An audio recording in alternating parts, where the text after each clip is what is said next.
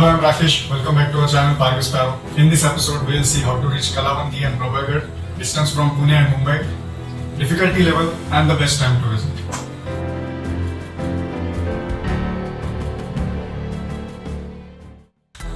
After my Konkan trip ended, for mostly more than a month I stayed home, didn't went anywhere, and in the month of April, on 13th April, I decided to visit Kalavanti Fort. 5 years ago I visited Kalavanti in a monsoon and I went with a trekking group. It was expensive, so this time I decided to travel on my moped and do this trek solo. I asked the locals before climbing that is it fine if I climb now, and they said yeah, it's good, you can go ahead. There was nobody on the fort. I was the only person for the entire 2 days. From Pune I left at around 2:30 p.m. My intentions were to do a night trek.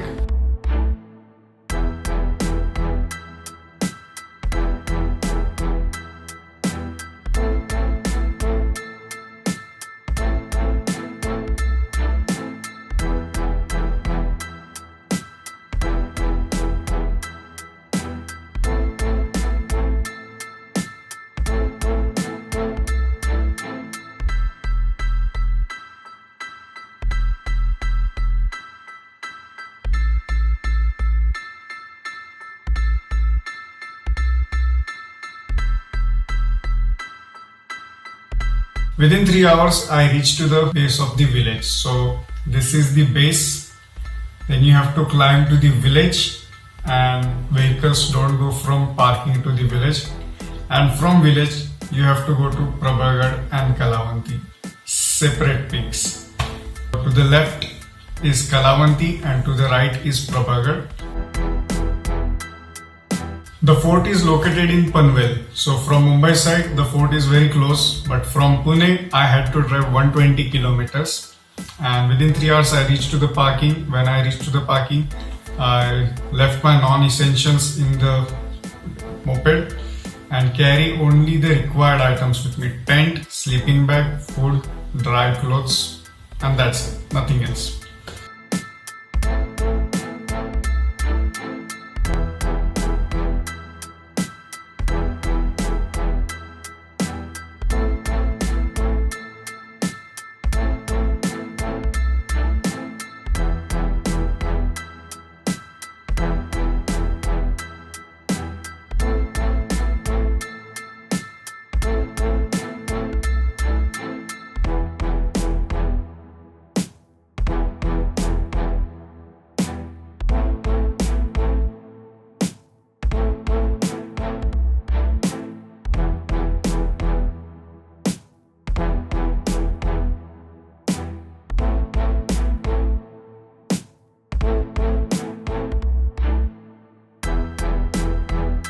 It took me around 2.5 hours to reach to the village, just to the village. I didn't interact with anyone because I wanted to keep my distance.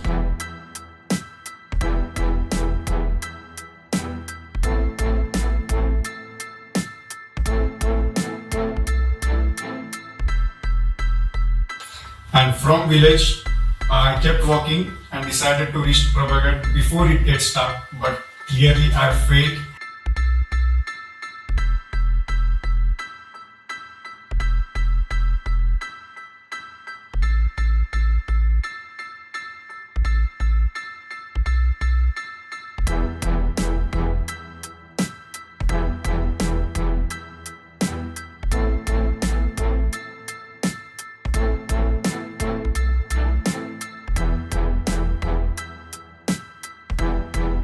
I had to climb through the valley in dark.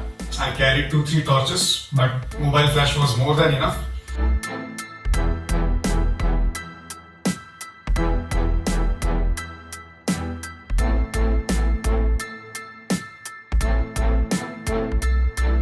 Once I got to the Prabhagarh, I got to see the starlight of the city, not the stars on the sky because it was cloudy. I was very tired by driving, by climbing. So within 10-15 minutes, I assembled my tent and went inside, ate my meal and slept.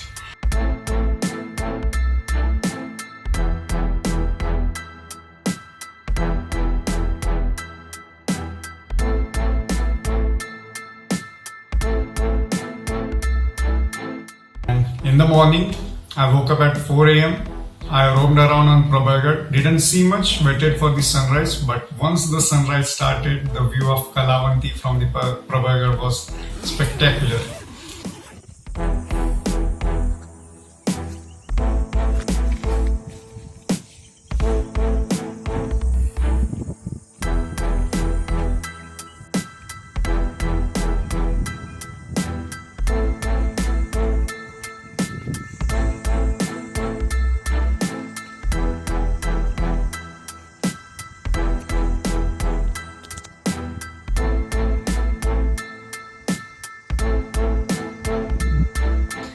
The fog was flowing. When I opened my zip, the fog and the cloud entered in the tent.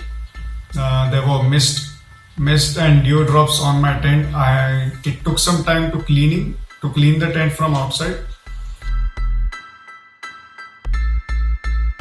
I started cleaning my campsite, cleared my tent, packed everything, and started to walk because it was going to be very hot during the day.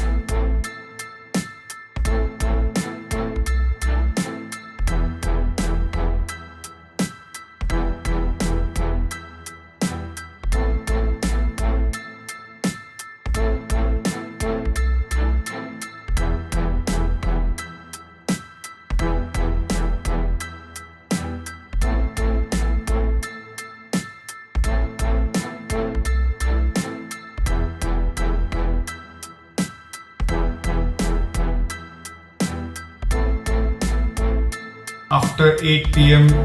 till the 10 a.m., the sun was heating everything. It was very hot and I sweat a lot. I had very limited amount of water, only 2 liters of water, and 1 liter was already finished for the first day.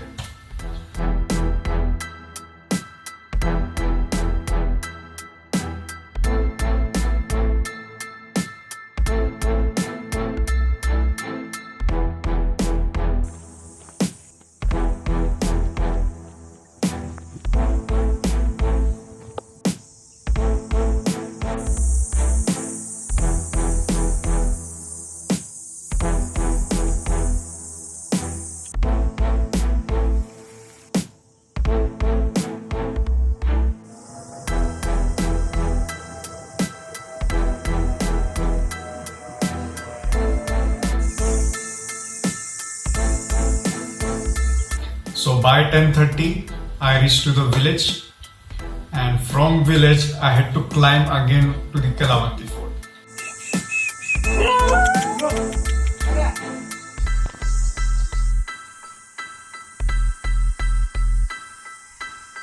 On the way to the Kalavanti fort, I left my bag at a stall. The stalls were closed.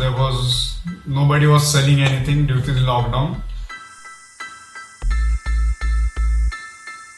I hid my bag at a stall. I drank some water. I took my tripod and my phone and I started walking. On the way to Kalavanti, I met a dog who accompanied me to the entire trek.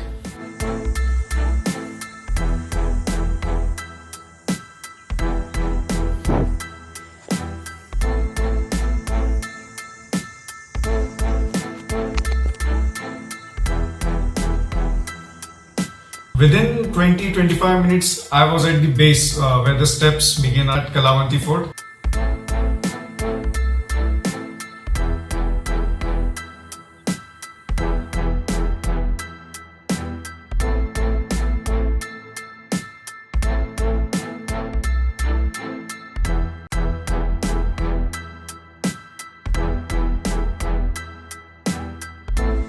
Stay.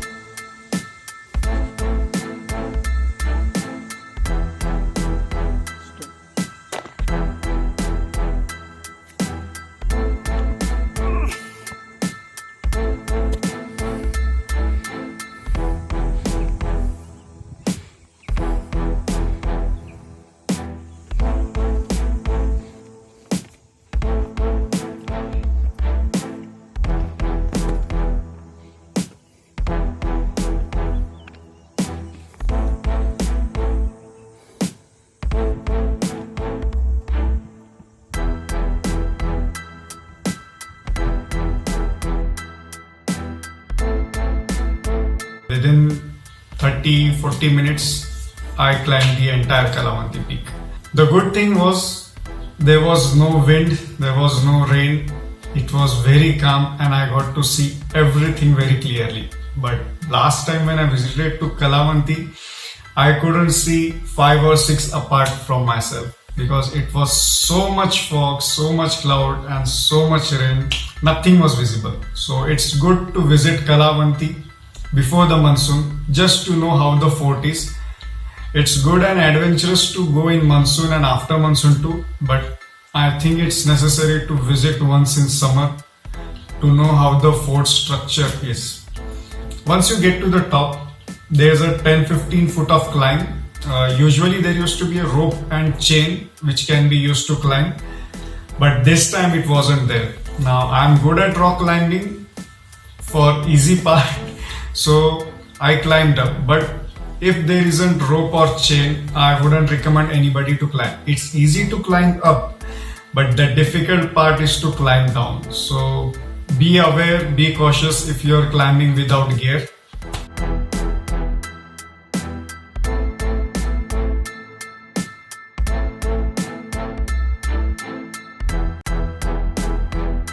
When I got to the top, I was surprised to see a new statue of Chhatrapati Shivaji Maharaj. It wasn't there before. The locals told me that just a month before they have assembled it.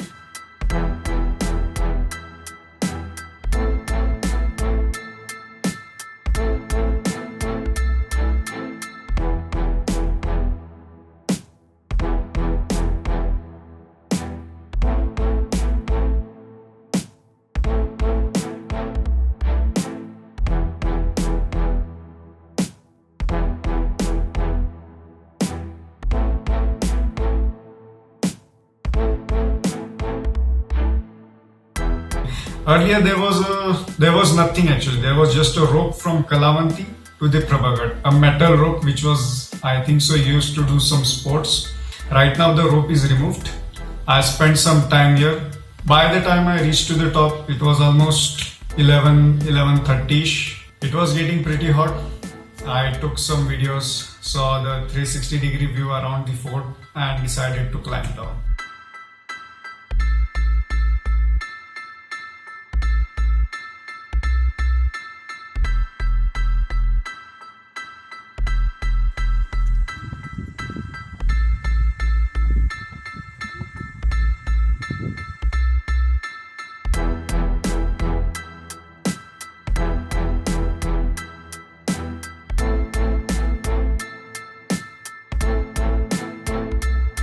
I stopped at the place where I hid my bag. I took out my bag, relaxed, and then had my last meal.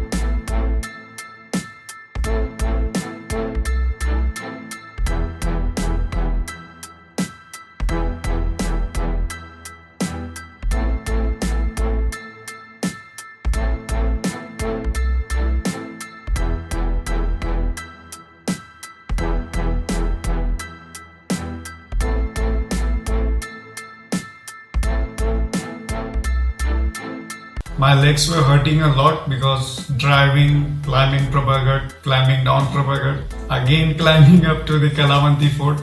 Finished my water, 2 liters of water was finished by then. I still kept a small amount for the return journey because I still had to climb down to the village, from village to the parking, and from the parking I had to drive 120 kilometers to Pune. So it was a very long journey. Even imagining it brings me goosebumps and I start to sweat when I just imagine how much I had traveled in that 2 days. This was it about the Kalavanti and Prabhaghat. If you have any questions, let me know. There are many ways you can go to Kalavanti. You can take train till Lonavala or Panvel, and from Panvel you can hire a local taxi. Cost of traveling from Pune to Kalavanti fort. I would say the only cost I had to pay was for the petrol used by my bike. The entire journey, almost 4 or 5 liters of petrol, that's it. In the next episode, we'll see Katardar waterfalls. I visited a few days ago. And after Katardhar, we'll see Devkund waterfalls. Let me know how you like this one. Comment below if you have any questions. Thank you for watching and travel safe.